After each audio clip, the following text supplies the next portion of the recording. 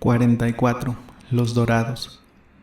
Lo que en la capital de México se llama Tierra Caliente, lo componían antiguamente la Cañada de Cuernavaca y el Plan de Cuautla, lugar histórico y célebre por la resistencia del general Morelos a las aguerridas y numerosas tropas españolas que los cercaron. Hoy, de esos ricos territorios se ha formado el estado de Morelos. Por lo demás, las vertientes, tanto al sur como al norte de la gruesa cadena de montañas que forman la Sierra Madre, son de un clima templado, y a medida que se desciende a la costa todo es caliente y la tierra propia para la producción de la caña de azúcar, del café y del cacao. El que no haya dado un paseo por el rumbo que se acaba de indicar y que, como quien dice, está a un paso de la capital, no tiene idea, aunque se lo explique la Biblia, de cómo era el paraíso terrenal. El viaje, particularmente a caballo, ni es difícil ni tiene lugar de arrepentirse el que se resuelva a hacer esta excursión. Después de subir hasta lo más alto de las montañas que rodean el Valle de México y de internarse en boscosos senderos, repentinamente, y como si se hubiese descorrido un gigantesco telón, se presenta a la asombrada vista un panorama de oro y azul, inmenso, profundo, que parece que va hasta las playas del grande océano. La ilusión es tal que se ven hervir y estrellarse las olas en sus ardientes y desiertas playas. Es tanta la luz y la reverberación que es necesario hacer una sombra con la mano sobre los ojos para poder distinguir los pormenores de ese gran cuadro que se mira al través de un espeso polvo de oro. Así, con las manos sobre las cejas y arrugando los ojos, observó relumbrón en uno de sus viajes, desde las alturas del Huichilaque, esa hermosa planicie. Casi pudo contar las haciendas con sus imponentes edificios y sus altas chimeneas, elevando sus espesas y rectas columnas de humo negro perdiéndose y desvaneciéndose en el éter azul, sus campos de caña de un deslumbrante y sedoso verde, y los cristalinos apantles refrescando y humedeciendo la tierra sedienta y ardiente. Todo esto es mío, todo me pertenece, dijo con esa fe con que se mudan las montañas de una a otra parte. El trabajo de 2 o 3 meses en mantener hirviendo las calderas, secando los panes de azúcar y elaborando el aguardiente, es tiempo perdido. En una noche yo dejaré limpios los cuartos de raya y las tiendas y los almacenes. Para esto era únicamente necesario unos cuantos hombres resueltos y un jefe que los mandase. Ya lo tengo todo. En efecto, la gavilla de don Pedro Cataño se había organizado perfectamente por los especiales cuidados del platero, que, sin perjuicio de dar una vuelta por la casa de moneda del molino, había trabajado día y noche en pulir y arreglar las medallas de la Virgen de Guadalupe para entregarlas al abad y surtir a los Dorados de cuanto ocurría a su fantasía. Don Pedro Cataño estaba vestido decente, pero sencillamente, tal vez su traje era severo. Calzonera ceñida a la pierna, chaqueta larga y chaleco negro con botonadura oscura, sombrero blanco, muy fino, de Puebla, sin exagerada ala, con una toquilla representando doblemente enroscada una culebra disecada, con su cabeza de oro y los ojos de 2 brillantes negros. No hay que decir que el caballo era el famoso que derribó a Evaristo en la Hacienda Grande, y las armas, espada, pistolas y puñal, de lo más fino y exquisito que se podía conseguir en la época en que pasaban estos sucesos. Los que formaban la gavilla, que sin ofender al ejército llamaremos soldados, por ser más fácil y llano, estaban vestidos con absoluta igualdad. Todos eran casi de una misma edad, de presencia imponente, de obrar resuelto y de pocas palabras, para la ejecución sumisos y obedientes a la menor insinuación de don Pedro Cataño, pero entre ellos alegres, joviales, chanceros, buenos amigos. En substancia no era mala gente cuando se les sabía tratar, pero una legión de demonios era un juego de niños si se les contrariaba y se les disputaba siquiera lo negro de una uña. Conociendo a uno ya se conocía a todos, pues aún la estatura ofrecía muy pocas diferencias: sombrero negro con toquillas gruesas de trenzas de oro fino, vestido mezclilla oscuro, la calzonera con botonadura de bolitas de plata, fuste guarnecido, espada filosa debajo de la pierna, reata en los tientos y un par de buenas pistolas en el cinto, dinero siempre en la bolsa, y con qué cubrirse en las lluvias y en las tempestades, todo muy bien arreglado y ligero. Lo primero, los caballos, que parecían venados. No eran muchos, 32 hombres, pues don Pedro Cataño no había querido admitir más. No se crea que esta pequeña pero brillante tropa salió a son de trompetas y clarines de la hacienda de Arroyo Prieto. Al contrario, fue desapareciendo sin que la tierra lo sintiese.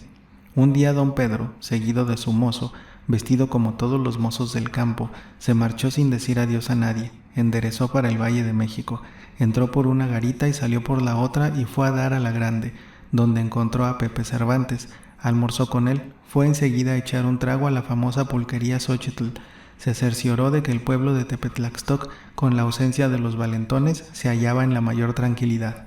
De allí bajó a Texcoco, visitó en Coxtitlán a don Antonio Palomo y en Chapingo a don Agustín Saro, y provisto de cartas de recomendación, pues precisamente para eso fue, se internó por Ameca y fue a dar al plan de Cuautla de las Amilpas, y del plan de Cuautla pasó a la cañada de Cuernavaca. El gran ingenio de San Carlos, Pantitlán, Casasano, Santa Clara, Santa Inés, el hospital, la pequeña y primorosa hacienda de Calderón, Atlihuayán. Por último, San Vicente y Chiconcuaque, desde donde tomó el camino real de Cuernavaca a México y de la capital otra vez a la hacienda de Arroyo Prieto. Quedando enteramente contento de su expedición, había recorrido el terreno a su sabor y antojo. En todas las haciendas que hemos mencionado y otras que dejamos en el tintero, porque la lista es larga, fue recibido según se acostumbra a cuerpo de rey.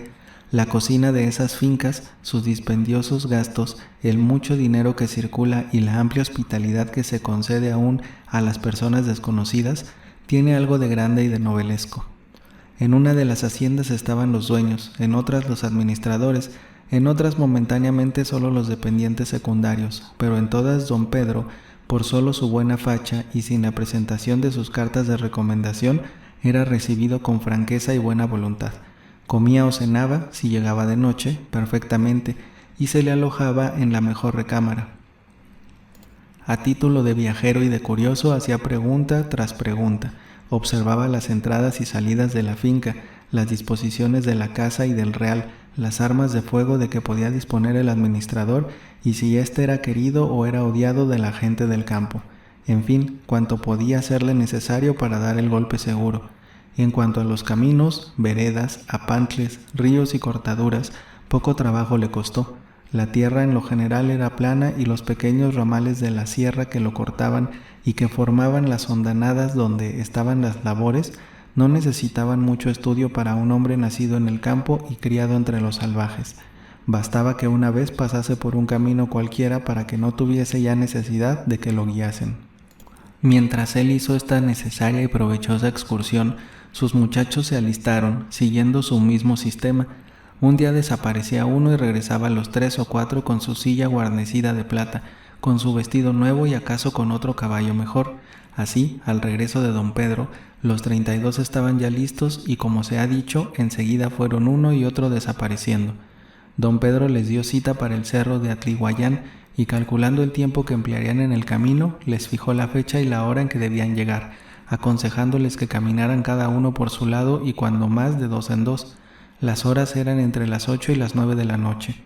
Entendidos en esto y en otros pormenores, y con su santo y seña para reconocerse en la oscuridad, cada cual tomó el rumbo que su jefe les había previamente señalado. Cataño se puso igualmente en camino, llegando sin novedad a Yautepec, y pasó el día en la casa del prefecto, informándose, entre cigarro y cigarro, que en casi todos los pueblos de la Tierra Caliente no había sino una especie de guardia nacional muy mal organizada, con unos cuantos fusiles viejos de diversos calibres, que cuando se necesitaba de la fuerza, los alcaldes convocaban a la gente, y que la mayor parte no quería salir por no perder su jornal en el trabajo de los ingenios. Por lo demás, añadió el digno funcionario, todo el país está tranquilo y no necesitamos de fuerza armada. Don Pedro, al montar a caballo, le dijo: «Cuídese usted, sin embargo, porque cuando menos se piensa suele aparecer gente mala. No hay cuidado, comandante, los batiremos a todos». Cataño no sabía por qué el prefecto le había llamado comandante, pero no consideró necesario hacer ninguna observación y dándole otro apretón de manos, tomó la frondosa calzada de gigantescos naranjos que conduce al Camino Real y ya al tranco, ya el Xochigalope, cuando el terreno lo permitía, antes de las 8 de la noche estaba ya en la cumbre del cerro de Atlihuayán. Uno a uno fueron llegando los muchachos y antes de las 9 estaban reunidos los 32. Les pasó revista y consideró que, como Napoleón delante de las pirámides, debía echar una arenga. «Muchachos», les dijo, Esta noche, los que quedemos con vida cenaremos una buena ensalada de lechuga en la hacienda de Atlihuayán. A los que les toque una bala irán a cenar con todos los diablos, con que de 2 en fondo y adelante. La noche estaba tibia, la atmósfera transparente y las estrellas y luceros brillaban con tal claridad que podía distinguirse desde la cúspide del alto cerro la inmensa llanura cubierta de cañas. La masa negra y confusa de los edificios de las haciendas y las altas chimeneas que de vez en cuando arrojaban chispas y llamas que se perdían en el vacío como si fuesen meteoros, exhalaciones o fuegos fatuos que subiesen de la tierra. Era el tiempo de la zafra. Las casas de calderas estaban hirviendo. Los molinos, en su vertiginoso movimiento, devorando las cañas y haciendo correr, como en los cuentos de niños, arroyos de miel. Los trabajadores en continuo movimiento, llenando y vaciando formas, y los administradores y dependientes atendiendo aquí y allá las diversas operaciones para elaborar el azúcar. Esto era en el interior de las haciendas, pero en el exterior la más completa calma, la más plácida tranquilidad. Ecos de ruidos muy lejanos, el zumbido de las alas de algún murciélago descarriado, bocanadas de viento caliente que traía el olor de la miel y de los naranjos. Después, calma completa y bochornos como si estuviese reverberando el sol a mediodía. El cerro de Atlihuayán, visto desde cierta distancia, es semejante a un inmenso pan de azúcar. De cerca pierde algo de su forma. La vertiente que mira a la llanura está casi tajada a pico, y una vereda de piedras sueltas, un verdadero camino de cabras, es el único sendero, rarísimas veces transitado, por donde se puede llegar sin ser visto ni sentido hasta la puerta de la hacienda. Las piedras que rodaban arrastrando a otras en su caída, las herraduras de los caballos que chocaban contra la roca y resbalaban sacando chispas y una que otra enérgica exclamación de algún jinete en peligro de desbarrancarse y caer del pendiente precipicio hasta el pie de la montaña, formaban en esa tibia y serena noche un concierto extraño, compuesto de ruidos indefinibles que cesaban para volver a comenzar y mezclarse con el soñoliento murmullo de los apantles, que en esos momentos regaban los campos. Más de 1 hora dilató la silenciosa tropa en bajar de esa peligrosa pendiente, mas al fin, todos sanos y salvos se encontraban con su jefe a la cabeza, enfrente de la puerta gótica de la espesa muralla que acababa de construir el marqués de Radepont, y que cercaba completamente por ese lado la hacienda de Atlihuayán. Mientras don Pedro y los suyos discuten la manera de penetrar en la hacienda, digamos 2 palabras del marqués de Radepont y de su formidable muralla. El marqués de Radepont era uno de tantos títulos de Francia arruinados por este o por el otro motivo. Vino a México agregado a la legación y con buenas recomendaciones. Al cabo de cierto tiempo, el mismo francés se retiró. Radepont cesó de ser agregado. Parece que la pensión que le venía de Francia cesó también y se vio precisado a solicitar protección de los buenos amigos que tenía. Hombre de finos modales, de variada instrucción y particularmente afecto a los estudios agrícolas, Escandón y Hecker, que eran dueños de las haciendas de Atlihuayán, lo colocaron como administrador, con facultades para que aplicase todos los adelantos de la ciencia a la elaboración del azúcar y del aguardiente. ¿Por qué, dijeron, han de ser precisamente españoles los administradores de las haciendas? ¿Son ellos los únicos que saben fabricar el azúcar? ¿Hemos de estar siempre con los viejos trapiches del tiempo de la conquista movidos por mulos? ¿No hay molinos horizontales que se muevan por vapor y muelan en un día más caña que los trapiches antiguos en un mes? Salgamos de la rutina.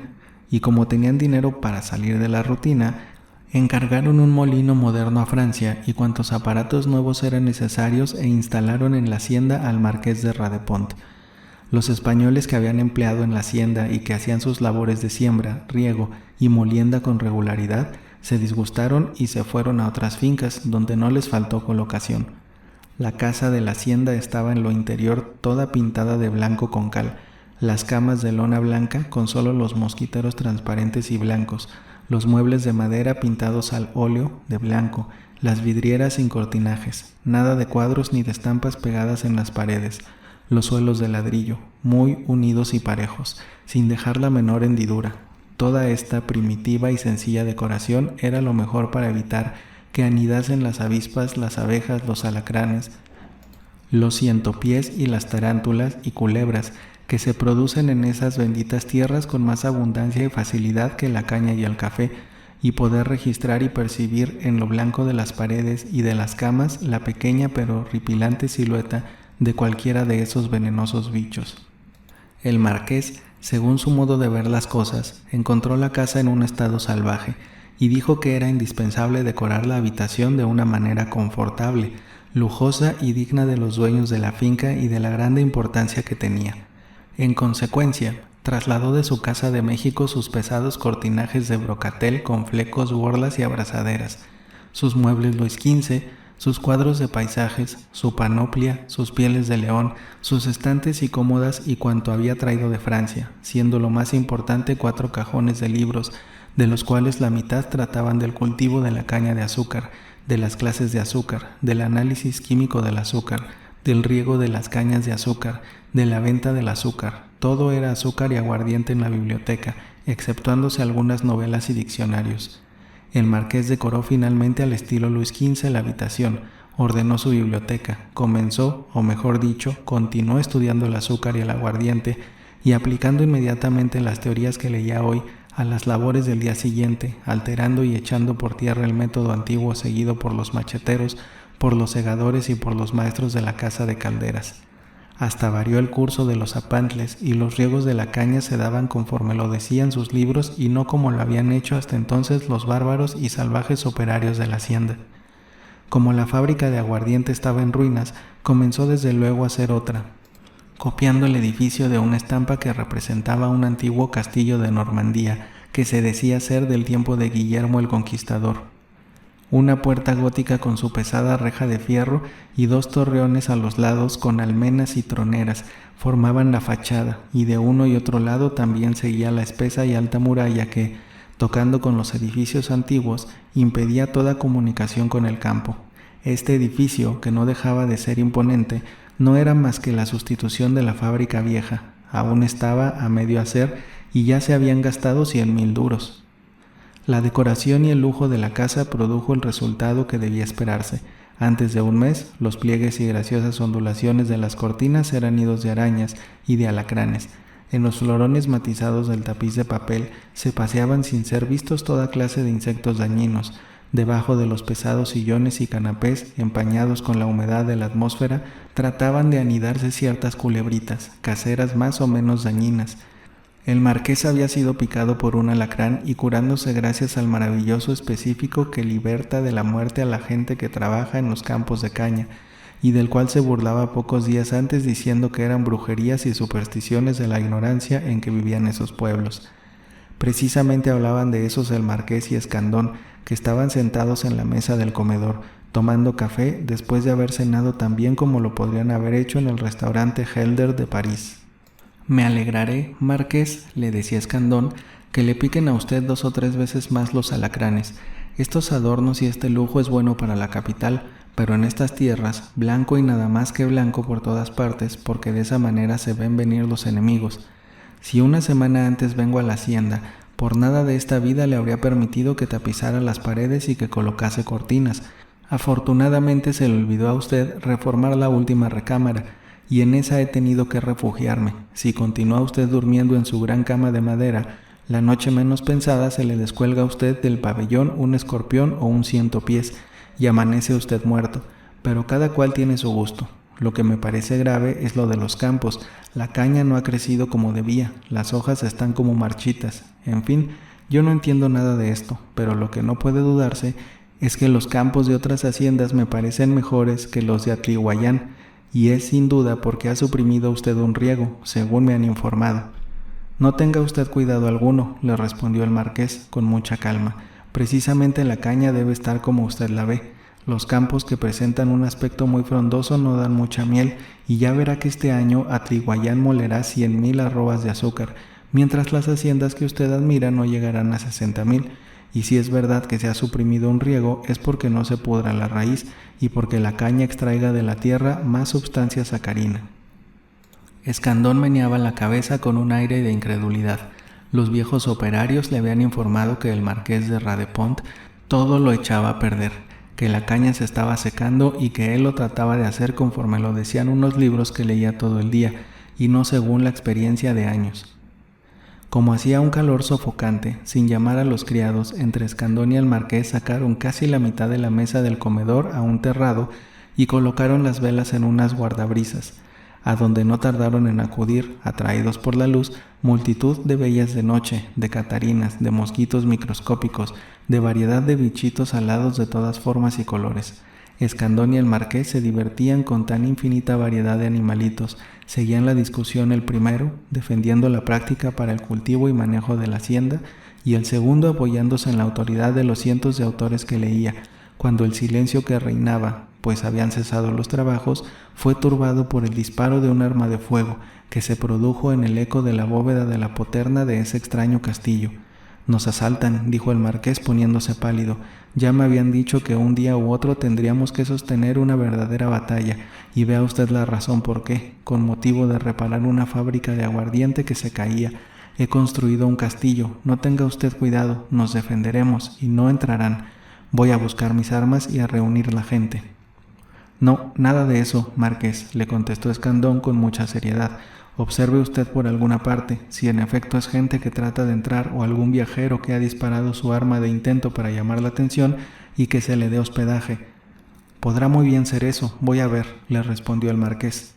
Y en efecto subió a la azotea, donde había un lavadero con un cobertizo, y desde allí se descubrían no solo las oficinas y patios de la hacienda, sino el campo a una gran distancia. El marqués registró cuidadosamente con la vista y no tardó en descubrir, a la claridad de las estrellas, a los asaltantes al pie de la muralla.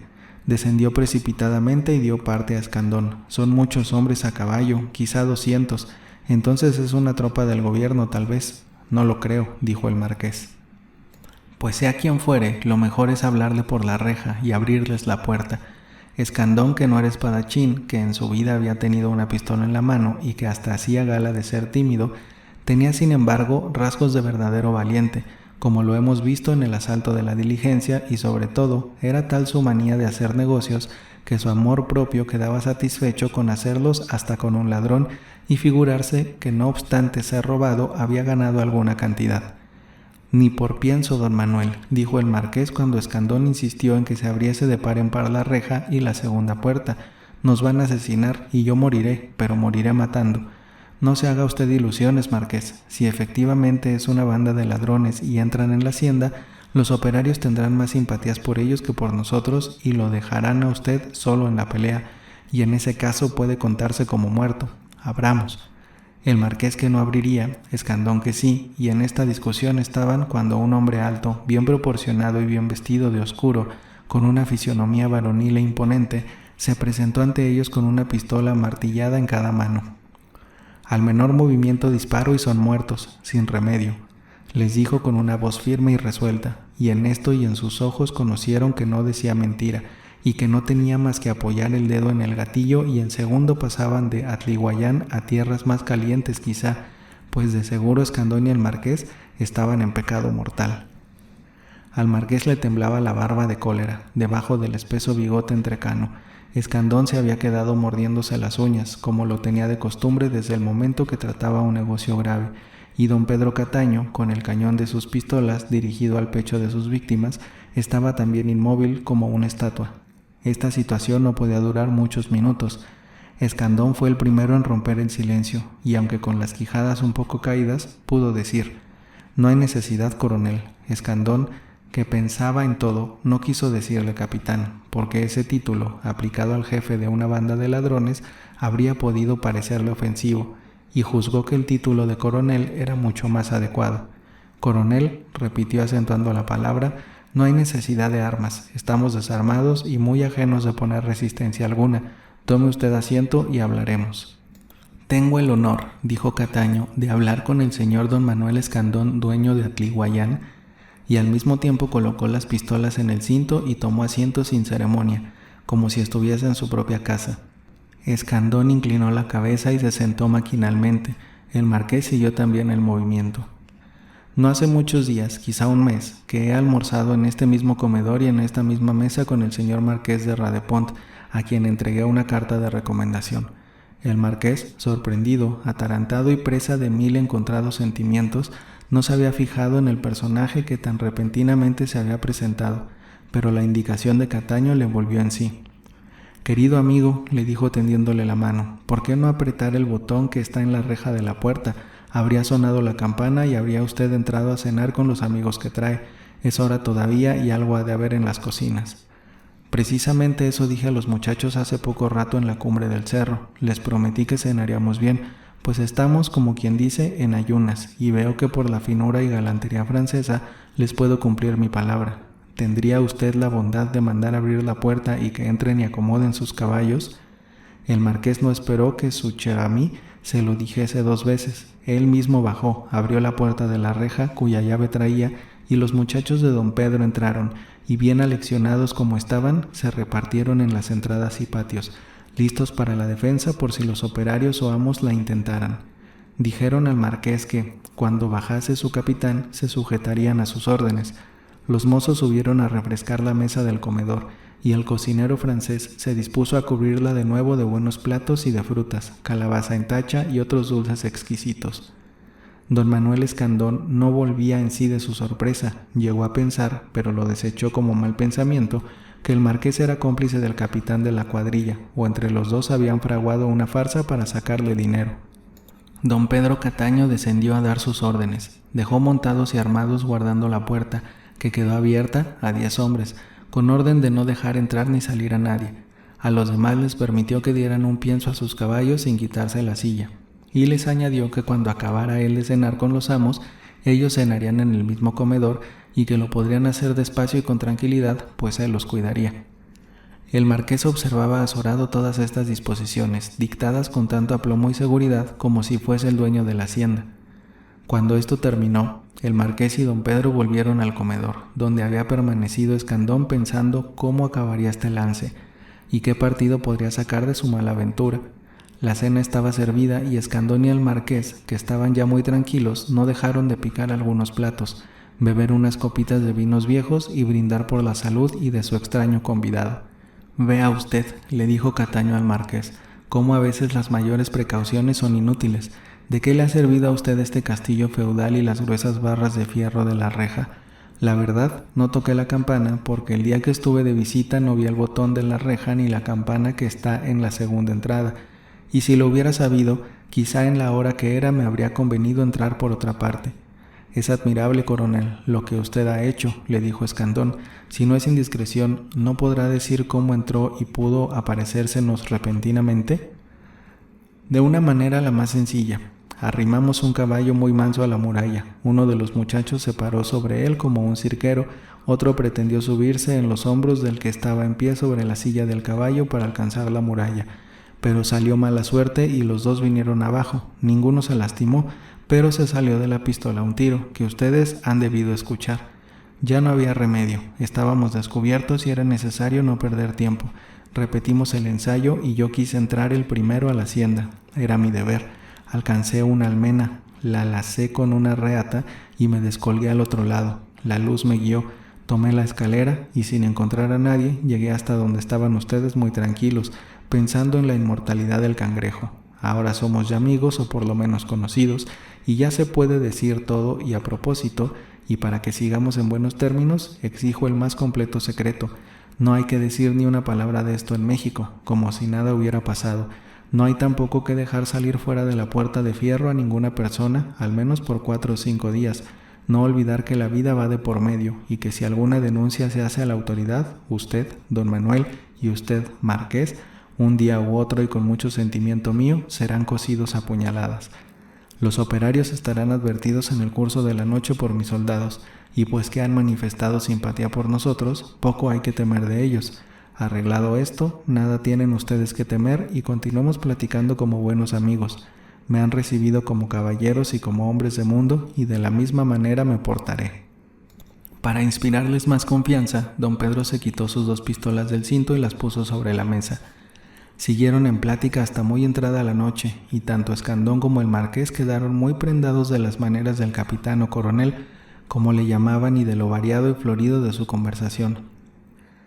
Les contó sus viajes en la Providencia de Texas y Nueva Orleans, a donde había ido por tierra, sus campañas con los indios comanches, la vida patriarcal de los habitantes del extenso territorio que los españoles llamaban provincias internas, las aventuras de su juventud que más de una vez pusieron en riesgo su vida, pero por más que Escandón hizo, no pudo descubrir por qué con tan buenos elementos de educación, con tan robusta salud y con tan noble valor, había adoptado una carrera tan peligrosa, en vez de buscar una colocación honrosa y productiva. Se avanzó hasta ofrecerle un destino en las minas o en alguno de los establecimientos agrícolas o industriales de que era dueño.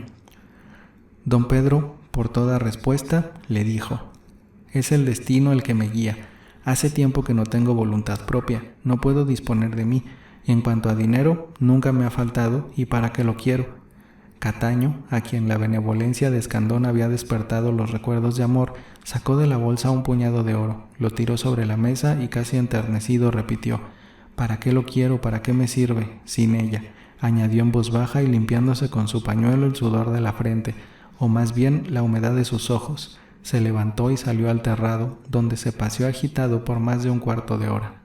Cualquier cosa habrían dado a Escandón y al marqués por satisfacer su curiosidad y saber quién era este raro y misterioso personaje, pero tuvieron miedo de insistir, y cuando regresó del terrado lo invitaron a descansar y lo condujeron a una recámara, mientras los muchachos ocupaban el comedor que ya comenzaba el cocinero a surtir de nuevos manjares. Dormir. ¿Quién habría de dormir en esa noche que se pasó en fumar y en tomar el fresco por los patios? Fue a la madrugada cuando don Pedro, después de dar ciertas y terminantes disposiciones, sacó un catre de lona, se recostó y durmió profundamente un par de horas. Escandón y el marqués se retiraron a sus habitaciones, pero ni se desnudaron ni pudieron pegar los ojos. Todo el resto del día estuvo don Pedro y su gente en Atliguayán, y cuando cerró bien la noche se pusieron en camino. «Estoy seguro», le dijo Cataño a Escandón al despedirse, «que no seré tan bien recibido como aquí en la hacienda donde pienso pasar la noche, pero ya veremos, de la misma manera me portaré yo».